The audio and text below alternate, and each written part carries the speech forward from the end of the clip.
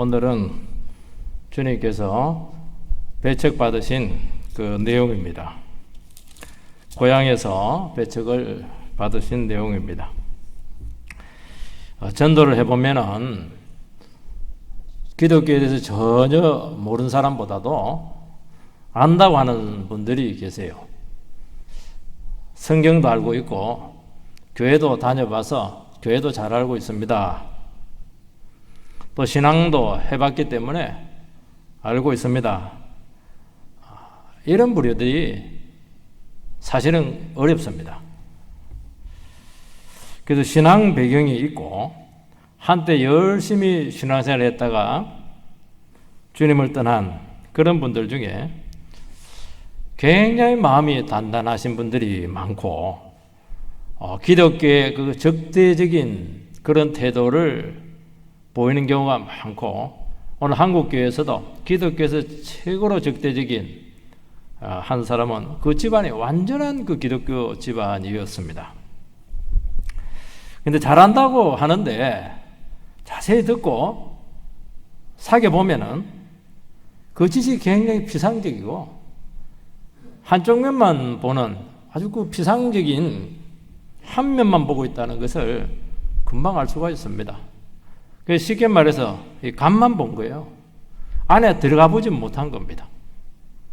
그러나서 자기 아는 걸로 다 판단을 내렸다는 것을 알 수가 있는데 이것은 누구에게나 그렇게 될 수 있는 여지가 굉장히 많습니다. 오늘 그것을 절대로 허락하지 말아야 된다는 것입니다. 예수님께서는 고향 나사렛에서 말씀을 전하셨는데 역사가 너무 크게 나타났습니다. 근데 반응이 신통치가 않을 뿐만 아니라 예수님을 배척을 합니다. 왜 그랬을까? 그것은 예수님을 잘한다는 겁니다. 예수님의 뭐만 알고 있습니까? 육신만 알고 있는 겁니다. 그 예수님의 모습이 굉장히 초라합니다. 그러니까 내가 알고 있다. 다 알고 있다. 자기가 알고 있다고 하는 사람들의 특징이 뭐냐면 편견이 심해요. 또 선입견을 가지고 판단을 내렸다는 것이고 굉장히 익숙한 겁니다. 이런 것들이 결국에는 그 신앙의 결정적인 걸림돌이 되어서 그 좋은 기회를 놓쳤다는 것을 알 수가 있습니다. 우리도 신앙생활을 오래 하신 분들이 많습니다. 다 한다는 거예요. 그 본문 수십 번 다 들어봤다는 겁니다. 기대감이 없는 거예요. 그게 제일 위험하다는 겁니다. 예수님께서는 1절에서 2절 상반절 말씀을 통해서 고향을 왜 방문했는가 하는 것을 보여주고 있습니다. 예수께서 거기를 떠나사 고향으로 가시니 제자들도 따르니라.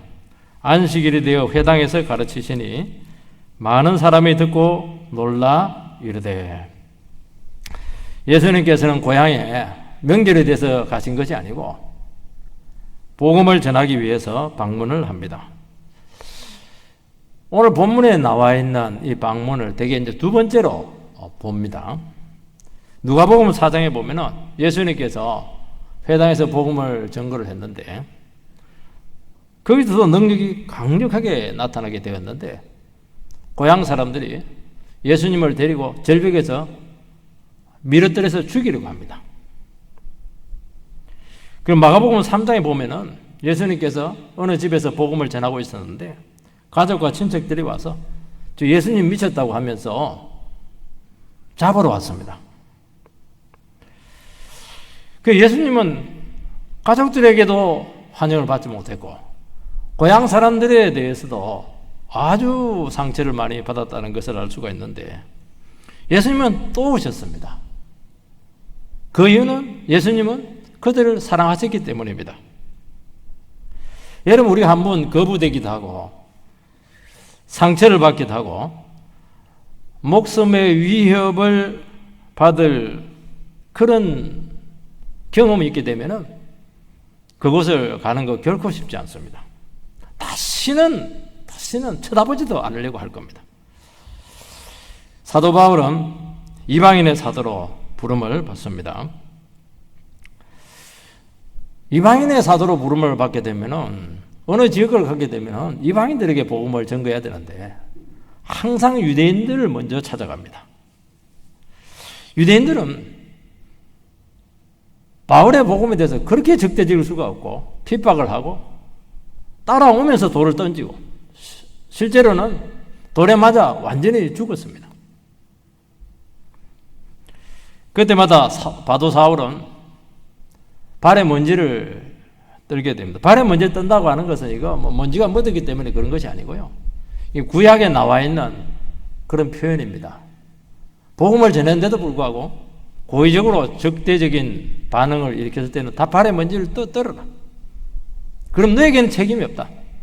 그리고 복음을 받은 자로서 받아들이지 않았기 때문에 그 모든 책임은 너희들에게 있다. 교제를 끊어라. 그러면 은혜가 막힌다는 것입니다. 바울 사도는 너무너무 적대적인 그런 반응에 대해서 하나님의 말씀을 통해서 자기 마음을 다스렸지만은 이 거부당한 아픔이 그렇게 쓰리고 쓰렸다는 것을 알 수가 있습니다. 그런데 또다시 그것을 찾아가게 되고 어느 지역을 가든지 또 유대인들을 찾아가는 것을 알 수가 있습니다. 그 이유는 딱 하나입니다. 동족을 사랑했고 동족을 절대로 포기할 수가 없었기 때문입니다. 그래서 사도는 우리 유대인들이 구원받을 수가 있으면 내 이름이 생명책에 지워져도 좋겠다. 이런 기록을 남길 정도입니다. 오늘 우리에게는 사랑하는 가족들이 있습니다. 친척들이 있고 가까운 지인들이 우리 주위에 많이 있습니다. 이분들에 대한 신앙의 짐들을 아마 여러분들께서는 다 지고 계실 것입니다. 신앙 때문에 받은 아픔들, 거절들, 그 상처들이 다 있을 것입니다. 전하고 싶지만 워낙 완강하기 때문에 씨알도 먹혀들지 않기 때문에 알게 모르게 여러 가지 아픔들을 겪고 있는 것입니다. 그런데 문제는 그 영혼을 포기할 수가 있는가? 포기할 수가 없다는 것입니다. 예수 믿는 며느리는 그를 핍박하는 시댁 식구들을 끝까지 포기하지 못합니다. 구박받는 남편을 끝까지 포기할 수가 없는 것입니다. 그래서 신앙 때문에 스스로 죄인이 되었고 할 말이 많지만은 그 영혼 때문에 그냥 말하지 못하고 살아가는 것이고 구원이 너무 귀하기 때문에 주님의 사랑 때문에 끝까지 가정을 포기하지 못한다는 것을 알 수가 있습니다. 예수님께서는 안식일에 회당에서 설교를 하셨습니다. 그때는 아직 공식 채널을 통해서 효과적으로 복음을 전하고 있는 것을 알 수가 있습니다. 그 예수님께서는 회당하고 관계 안 좋은데도 불구하고 어떻게 하든지 효과적으로 또 적절한 기회를 잡아서 복음을 전하려고 했다는 것을 알 수가 있습니다. 우리도 마찬가지예요. 기존에 있는 제자들이 있습니다. 또 모임들이 있어요. 그것을 통해서 자연스럽게 접근을 할 수가 있는 것입니다. 어떤 가정에는 추도 예배를 통해서 안 믿는 식구들을 다 불러 모아요. 결혼식장에 가면 믿는 사람만 있습니까? 장례식 가면은 그야말로 많은 사람들이 모일 수가 있는 것입니다. 복음을 전할 수가 있는 것입니다. 여러분, 교회 행사 때 평소에 기도하고 있었던 많은 사랑하는 분들을 막 초청할 수가 있지 않습니까? 저희 가족들은 다 예수를 믿지 않았습니다. 제가 이제 목사 안수식을 받아야 되는데 가족들이 초청에 잘 응하지 않는 것입니다. 그래서 제가 이해를 돕기 위해서 목사는 절에 있는 법사님하고 똑같은 겁니다. 그렇게 설명을 하니까 그렇게 높은 직분이야? 그렇게 하면서 다 참석을 하셨어요. 제가 결혼할 때 주례하시는 목사님에게 결혼 설교보다도 전부 다 안 믿는 사람이니까 전도 설교를 좀 해달라고 그렇게 제가 특별 부탁을 한 적이 있습니다. 여러분, 고향 사람들의 반응은 너무나 놀라웠습니다. 놀랐다고 하는데 이것은 경악을 했다는 것입니다. 전혀 기대를 안 했는데 너무 큰 능력이 나타났을 때 놀라 뒤집어졌다는 것입니다. 강력한 은혜와 능력이 나타났다는 것을 알 수가 있습니다. 여러분, 반대가 심하고 사단의 역사가 강한 곳에는 말씀의 능력도 강력하다는 것입니다. 여러분, 육신적으로 가까워요. 이해관계가 있습니다. 감정이 있어요. 아마 다툰 경험도 있을지 모르겠습니다. 쳐다보기 싫어요. 그래도 우리는 포기할 수가 없기 때문에 기회만 되면 복음을 전해야 된다는 것입니다. 그러니까 우리가 얼마나 기도로 무장을 해야 되겠습니까? 영적으로 얼마나 우리가 준비가 돼야 되겠습니까? 하나님의 말씀에 기름 부음이 나타나야 되고 권세가 임해야 한다는 것입니다. 우리는 그 관계가 아주 세상적인 관계가 깊은 여러 가지 그런 상황에 처했을 때 우리는 그들 영혼의 상태를 너무나 잘 이해를 해요. 그리고 그 영혼에 대한 사랑을 포기할 수가 없는 것입니다. 성령님께서는 그 마음속에 강력히 역사하셔서 능력으로 나타나게 하신다는 것을 믿으시기 바랍니다. 그래서 포기하면 하지 않을수록 더 큰 능력으로 나타나게 될 줄 믿습니다. 가면 갈수록 전세를 뒤집을 것입니다. 그래서 포기하지 말라는 것입니다. 한 번 해가지고 되는 사람 어디 있어요? 10년, 20년, 어떤 분은 죽기 전에 결국에는 돌이키게 하고 천국 보내고야만 그런 능력의 종들이 다 되시기를 바랍니다. 우리에게는 무슨 일이 일어날지 아무도 장담할 수가 없어요. 콘크리트 같은 그런 영혼들도 주님께서 한번 역사하면 깨지는 것입니다. 주님께서는 우리가 상처받고 거부당하고 고통받는 곳에 다시 보내십니다. 네가 책임이라는 거예요. 네 책임이라는 겁니다. 아픔을 주었고 재산상의 손해를 끼쳤고 내 인생에 아주 결정적인 어긋남을 주신 그런 사람들일 것입니다. 어떻게 그런 영혼들을 정상적인 마음으로 우리가 대할 수가 있겠습니까? 정말 사랑의 화신이 되어야 되고 우리는 강력한 성령에 사로잡혀야 된다는 것입니다. 그래야 이해관계를 극복하잖아요. 감정의 문제를 지배받지 않게 된다는 것입니다. 우리는 많은 냉대를 받기도 하고 상처를 받기도 하고 아픔을 받습니다. 그러나 우리는 냉정하게 따져봤을 때 그런 가까운 분들로부터 어려움을 당했을 때 우리는 신앙 안에서 더 성숙하게 되었고 주님의 사랑을 많이 체험하게 되었고 얼마나 많은 눈물로 기도를 했습니까? 그게 다 자양분이 되었다는 겁니다. 너 지옥 가든지 마든지 네가 알아서 해라. 그렇게 하면은 눈물 흘릴 필요가 없는 거예요. 너 인생은 너 것이다. 그렇게 할 수가 없기 때문에 우리는 눈물로 기도했던 것입니다. 그러면 성숙한 모습이 나타나게 되고 그들 영혼에 대한 불쌍한 마음이 우리는 생기게 되는 것입니다. 이 사람들은 주님의 사랑을 몰랐기 때문이고 복음을 듣지 못했기 때문이다. 너희들에게도 복음이 들어가기만 하면은 얼마든지 변하여 새 사람 될 수가 있다. 너희들이 하나님을 모르기 때문에 이 가치를 모르기 때문에 아픔을 주었다는 것입니다. 우리는 얼마든지 하나님의 말씀과 성령을 통해서 그 여러 가지 관계들을 극복해낼 수 있다고 말씀하고 있는 것입니다. 2절에서 3절 말씀을 읽어보면 안식일이 되어 회당에서 가르치시니 많은 사람이 듣고 놀라 이르되 이 사람이 어디서 이런 것을 얻었느냐? 이 사람이 받은 지혜와 그 손으로 이루어지는 이런 권능이 어찌 됨이냐? 이 사람이 마리아의 아들 목수가 아니냐? 야고보와 요셉과 유다와 시몬의 형제가 아니냐? 그 누이들이 우리와 함께 여기 있지 아니하냐? 하고 예수를 배척한지라.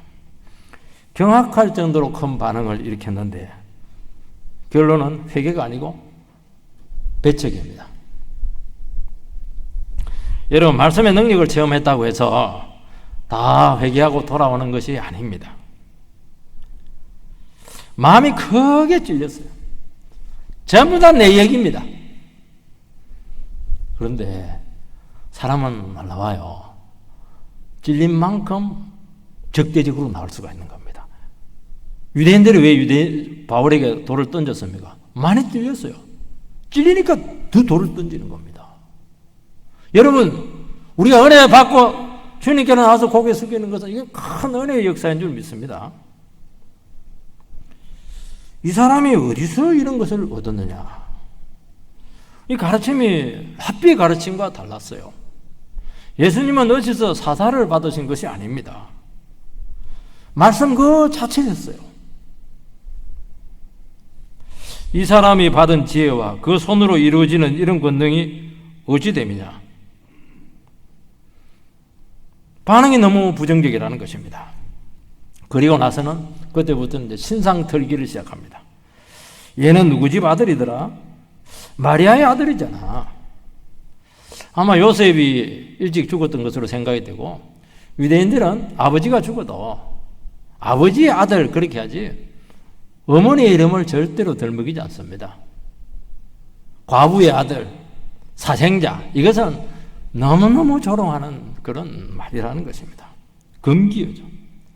목수 아니냐? 지금이야 목수가 굉장히 대접받는 직업이지만은 그때는 정말 수준이 떨어지는 직업이었습니다. 그리고 동생의 이름들을 쭉 열거를 합니다. 동생들이 잘난 동생들이 어디에 있어요? 평범이하죠. 너무너무 외모가 초라하다는 것입니다. 그 옛날에 그 찌질이들 아니냐는 거예요. 떨거지들이들. 같이 놀던 그 떨거지들 아니냐는 것입니다. 어디 갔다 오더니만 귀신이 들렸나. 이 배척을 했다고 하는 것은 원어의 뜻이 스캔들라이죠. 스캔들이 났다. 걸려서 넘어졌다. 덫에 걸렸다. 이런 뜻을 가지고 있습니다. 영안이 어두워서 육신으로 판단을 하게 되고 결국에는 덫에 걸려서 자기 스스로 넘어졌다. 그런 뜻을 가지고 있는 것입니다. 왜 그런 큰 능력 가운데서도 불구하고 은혜 받지 못하고 회개하지 못하고 그 기회를 놓쳤느냐 하는 것을 여러분들께서는 반드시 기억을 해야 된다는 거죠. 그 원인을 알아야 된다는 것입니다. 그건 딱 두 가지예요. 하나는 외모가 너무 초라했다는 것입니다. 예수님은 출생이 좋지가 못해요. 학벌이 없어요. 공부 안 했어요. 직업이 떨어져요. 가문도 그냥 형편없어요. 랍비 교육을 받지 못했어요. 인물이 뛰어난 것도 아니고 예수님의 제자들을 보니까 어부 출신들이에요. 형편없어요. 그때나 지금이나 마찬가지입니다. 사람들은 일단 외모로 평가를 내린다는 것입니다. 학벌이 어떻고 가문이 어떻고 신분이 어떻고 얼마나 유명한지 얼마나 가졌는가 이런 것으로 평가를 내린다는 것입니다. 하나님의 말씀에 연단받고 은혜 받고 낮아지고 변화된 거 이게 중요치가 않아요. 우리는 예배에 와서 정말 주님 만나서 회복되고 정말 변화의 새 사람 되기를 원하는데 세상은 그거 아무 상관이 없어요. 월급 더 주지 않아요. 그 영혼 자체를 보지 못한다는 것입니다. 주님께서는 이 귀한 복음을 질그릇 속에 숨겨두셨다고 말씀하고 있습니다. 그래서 겸손하지 않으면 이 보석을 보지 못한다는 것입니다. 저는 설교자인데요. 왜 하나님께서 설교자를 세웠을까? 하나님은 설교자를 또 완벽한 사람, 공부도 많이 한 사람, 대단한 사람, 천사 이런 사람을 세우지 않고 죄인을 세우신다는 것입니다. 여러분 객관적으로 나을 것이 없어요. 아마 저보다 학벌이 뛰어나신 분들 많을 것입니다. 주님께서는 은혜를 주시기 전에 우리의 겸손을 달아보신다는 것입니다. 겸손하면은 가치가 보이는 것입니다. 여러분, 아무리 초라해도요, 아무리 외모가 떨어지고 이렇게 해도요, 은혜 받을 사람은 다 은혜 받을 줄 믿습니다. 교회는 평범하고 초라합니다. 여러분, 교회에서 나오신 분들은 다 인생 실패자들이에요. 다 죄인들이잖아요. 허물이 많기 때문에 교회 오지 않았겠습니까? 완벽한 사람은 왜 교회에 옵니까? 여러분, 똑똑하고 잘난 분들, 대단한 사람들은 세상에만 너무너무 많아요. 뛰어난 사람들, 날고 기는 사람들은 막 너무 많아요. 주님께서는 초라한 이 교회에 진리와 은혜를 담으셨습니다. 겸손하면 온갖 구원을 다 누릴 수 있다고 말씀하고 있는 것입니다. 여기서 고향 사람들은 딱 걸려 넘어졌습니다. 두 번째는 잘한다는 것이 그들에게 걸림돌이 되었습니다. 여러분, 많은 지식을 가지고 있고 정보를 가지고 있는 것이 결코 믿음으로 연결된다고 보지 못해요. 도리어 믿음을 반대할 가능성이 굉장히 많습니다. 우리는 오늘날은 정보의 시대이기 때문에 정보를 많이 얻으려고 그래요. 그거가 믿음하고 상관 있느냐? 상관없어요. 많이 안다고 해서 믿음이냐? 아니에요. 그거. 도리어 막 헷갈립니다. 동네 사람들은 어릴 때 같은 동네에서 살았고 예수님의 과거 히스토리에 대해서 다 알고 있습니다. 다 알고 있습니까? 반만 아니 반만. 육신적으로만 아는 것이지 하나님의 아들이라고는 전혀 몰랐다는 것입니다. 본질을 몰라요. 익숙할 뿐이에요. 여러분, 자기가 아는 그 피상적인 지식에 갇힌다는 것입니다. 다 안다. 뭐 우리는 다 숟가락까지 다 안다. 여러분, 본질을 알아야 되고요. 깊이가 없으면은 시야가 굉장히 좁아진다는 것을 여러분들께서는 기억을 하셔야 될 줄 믿습니다. 영적으로 보지 못해요. 육적으로 본다는 것입니다. 눈에 보이는 것으로 판단을 내린다는 것입니다. 그러면서 편견이 생기게 되고 선입견을 가지게 되고 한번 딱 생기면은 이제 그것밖에 없는 거예요. 다른 이야기를 들었지를 못하는 것입니다. 왜냐하면 내가 아는 것이 전부니까. 내가 다 경험했으니까. 내가 다 확인한 것이니까요. 자기 확신만 계속 강화시킨다는 것입니다. 예수님으로부터 우리는 신적인 지혜와 그들은 권세와 능력이 너무나 강력하게 나타났습니다. 이것은 주님께서 그들에게 기회를 주신 것이거든요. 정말 고향을 사랑해서 이 어둡고 초라한, 여러분, 나사렛은 무슨 선한 것이 날 수 있겠는가? 나사렛은 정말 깡촌이에요. 제가 대구 내려가니까 그 목회하던 그 앞에 방천시장인데 어느 집사님이 그러더라고요. 방천에서 무슨 선한 것이 날 수 있겠는가? 그분이 교장 선생님이 되었고 장로가 되었어요. 그 얘기를 하더라고요. 나사렛에서 무슨 선한 것이 날 수가 있겠는가? 진짜 깡촌이었습니다. 주님께서는 그들을 회복시키기를 진정으로 원하셨던 것입니다. 그러면 어떻게 해야 됩니까? 복잡하게 생각하지 말고 믿음으로 반응하고 당연히 무릎을 꿇어야 되겠죠. 못 받아들이는 거예요. 왜냐하면 외모가 말이 아니에요. 인간관계 때문에 육신적인 여러 가지 걸림돌 때문에 은혜를 거부하고 있었다는 것입니다. 여러분, 우리가 교회를 20년, 30년 이렇게 다니다 보면은 익숙해져요. 다 안다는 거예요. 잘 안다는 거예요. 교회도 알고 성경도 알고 다 안다는 거예요. 다 알고 있습니까? 교회 문화를 알고 있는 것이죠. 교회 돌아가는 생리를 아는 거예요. 조직을 아는 거예요. 익숙해진 겁니다. 다른 교회 가면 또 생소해요. 성경이 말하는 교회를 알고 있습니까? 정말 주님께서 세우려고 하시는 교회를 알고 있습니까? 교회의 본질을 지금 모른다고 이야기할 수 없지 않습니까? 성경을 모르는 거예요. 교회 생활을 했다는 것입니다. 여러분 성경을 아는 것이 얼마나 어렵습니까? 이해도 어렵고 내 털이나 선입견이나 고정관념이 깨어져야 성경이 열리는 것입니다. 신앙생활 오래 했다고 해서 성경을 아는 것이 아니라니까요. 하나님의 말씀을 순종을 하고 반드시 그 말씀에 대가를 지불할 때 성경은 열릴 줄 믿습니다. 성경은 너무나 많은 통찰력을 막 품고 있어요. 성경은 지혜의 보고입니다. 육신의 눈으로 보면은 아무것도 보이지 않아요. 하나도 이해를 못합니다. 성경은 곳곳에 지혜가 숨겨져 있습니다. 잘못 읽으면요 전부 다 걸려서 넘어집니다. 어떻게 이런 말씀이 다 있냐고. 이거 말이 안 된다고. 과학적으로 말이 안 된다고.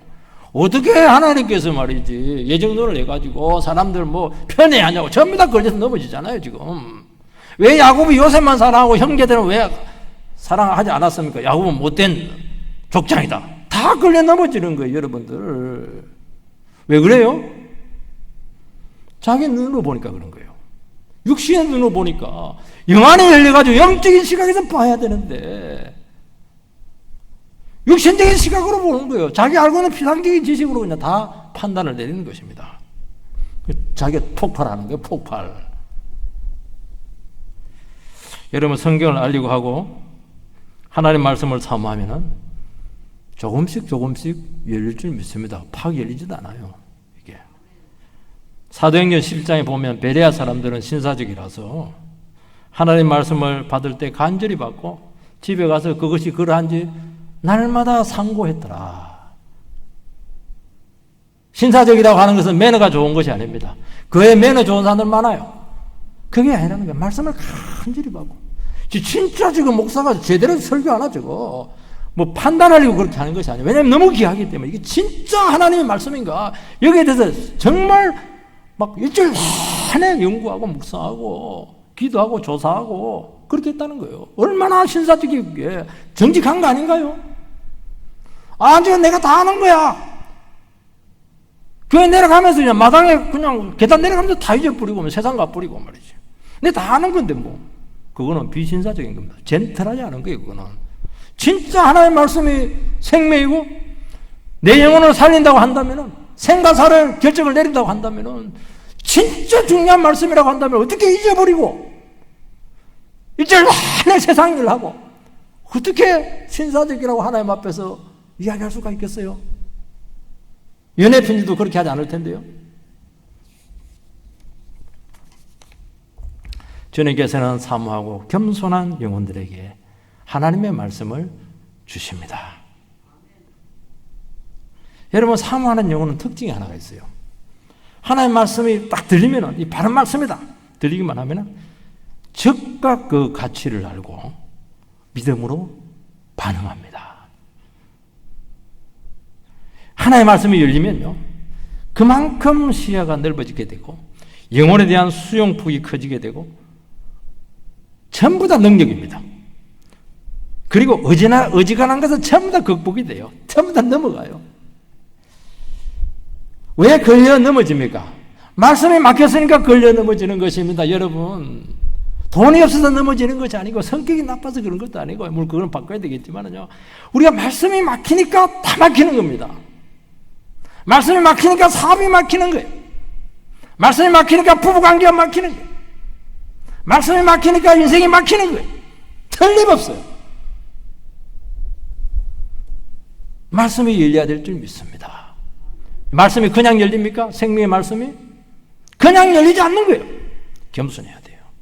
그리고 거기에 사력을 다해야 돼요. 생명의 말씀이니까 내 생명과 바꿔야 될 줄 믿습니다. 여러분 하나님의 말씀이 담아내지 못하는 인생은 없습니다. 모든 문제는 하나님의 말씀으로 전부 다 녹여낼 수가 있습니다. 우리는 신앙생활을 하면서 걸리는 것이 너무 많아요.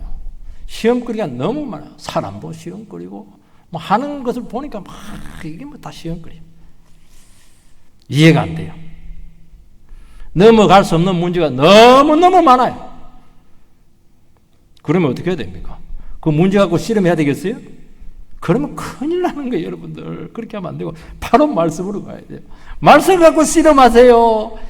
베레아 사람들 저는 그게 신사적입니다. 말씀 가지고 이게 뭐가 문제입니까? 하나님 열어주세요. 하나님 말씀이라고 하는 것은 현실 속에서 관통하는 말씀이기 때문에, 오늘도 살아계신 말씀이기 때문에 내 문제가 뚫고 들어가야 열리는 것입니다.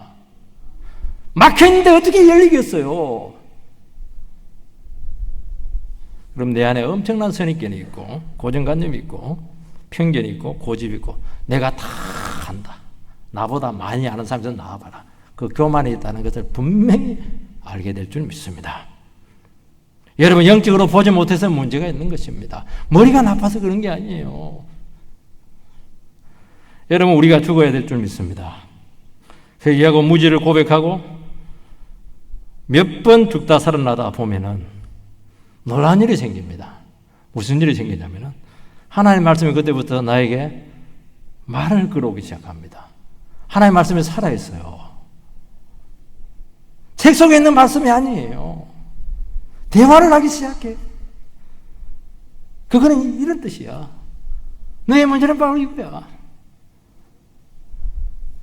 우리는 늘 성경 말씀을 막 수십 년 동안 가까이 했기 때문에 이 평범한 말씀, 너무나 잘한다고 하는 이 자부한 말씀인데 기대감이 없는 거예요. 근데 몇 번 죽었다 살아나면은 한 말씀 한 말씀 평범한 이러시되 그만 한 말씀 가지고 그냥 삶이 뒤집어지는 거예요. 이게 날마다 하나님 말씀은 우리 가운데 새롭게 역사할 줄 믿습니다.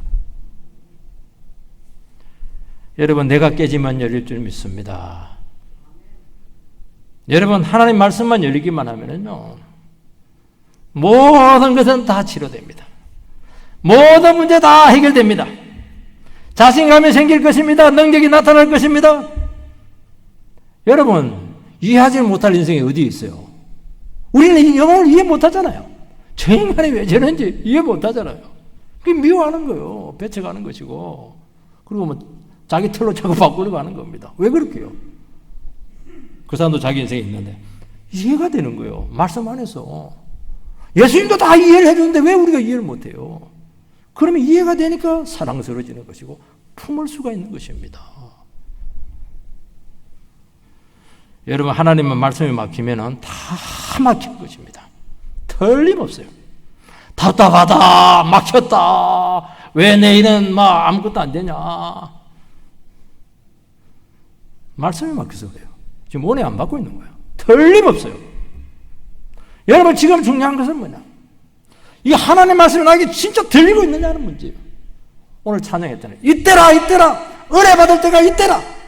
왜 은혜를 안 받는 거야? 말씀이 선포되고 있는 그 현장에서까지 은혜를 못 받으면 어디서 은혜를 받겠느냐는 거예요. 어디서 인생의 물꼬를 틔우겠냐는 것입니다. 지금 4절 말씀을 보면 예수께서 그들에게 이르시되 선지자가 자기 고향과 자기 친척과 자기 집 외에서는 존경을 받지 못함이 없느니라 하시며, 고향 사람들의 거부와 적대감에 예수님께서 보이신 반응입니다.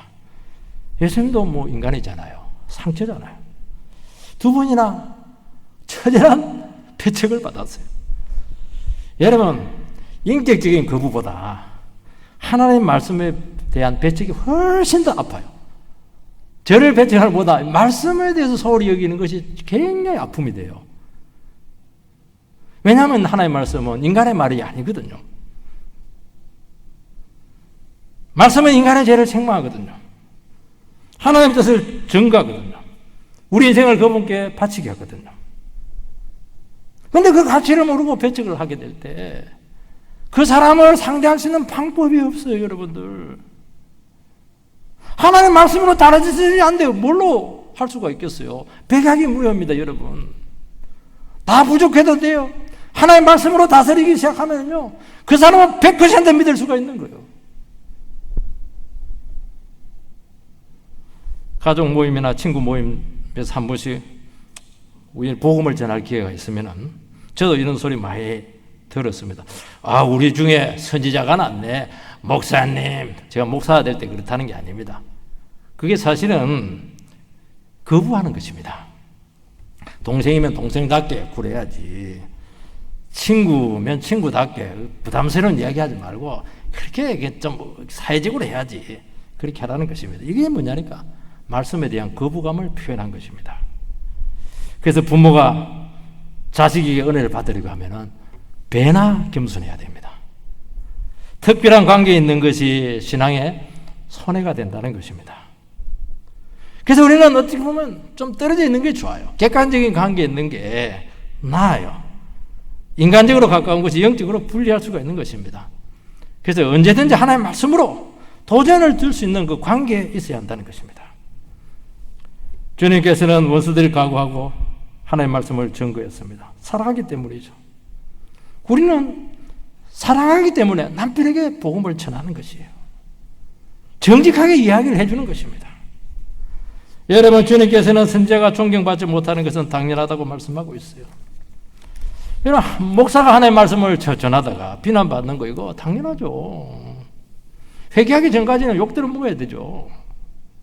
어떻게 좋은 소리 들으라고 그 자리에 있습니까? 예수님 대신해서 욕 들어 먹으라는 것입니다. 그래서 우리는 저뿐만 아니고 우리 모든 성도님들은 거절당하는 거, 배척당하는 거, 반대에 대해서 익숙해야 돼요. 상처가 어디 있어요? 넘어가야죠. 예수님께서는 내가 상처받았다는 것이 아니고 이 얘기를 하는 것은 너희들에게 얘기했다는 거예요. 너희들이 상처받지 말라는 겁니다. 그래야 다음에도 찾아갈 수가 있거든요. 여러분, 물건 파시는 분들도요, 한 번만에 사는 사람 누가 있어요? 10분 이상 찾아가지 않습니까? 인생을 지금 가지고 지금 팔려고 하는데 어떻게 고분고분 나올 수가 있겠어요? 그래서 우리는 거절을 당하고 반대를 받고 이렇게 할 때 살맛이 나야 돼요. 아, 내가 선지자가 맞긴 하구나 하는 것입니다. 여러분요, 예수 믿는 사람들은 당연히 거절을 당할 수밖에 없는 거예요. 근데 놀라운 일은 그럴 때마다 영성이 막 살아나요. 전도할 때마다 사람들이 전부 다 배척해요. 한 10사람, 20사람 배척당하면요, 완전히 사람이 바뀌어요. 그래서 영적 권세가 생기면서 그 사람도 막 진압을 하기 시작해요. 예수님은 처음부터 거절이잖아요. 우리도 고통받고 상처받고 이렇게 할 때 예수님께 나가시기 바랍니다. 너무 이해를 잘해줍니다. 주님 말씀해요. 너 힘으로 왜 영혼을 바꾸려고 해? 너가 지금 책임지고 다 감당하려고 하니까 상처를 받는 거야. 내가 하는 것이 내가 하는 거야. 내가 싸워준다니까. 너 힘으로 하는 것이냐? 상처받을 게 뭐가 있어요? 그러면서 인생을 배우는 것입니다. 오늘 우리 이 시간 주님 앞에서 정말 내가 하나님 말씀 앞에 은혜를 받고 있는가? 이 근본적인 질문에 대해서 여러분들께서 정직하게 대답을 해야 됩니다. 핑계대지 마세요. 내가 하나님 말씀 앞에서 지금 겸손하지 못한 것입니다. 정말 주님 앞에서 겸손해서 모든 부여를 누리게 되기를 주의 이름으로 축원드립니다.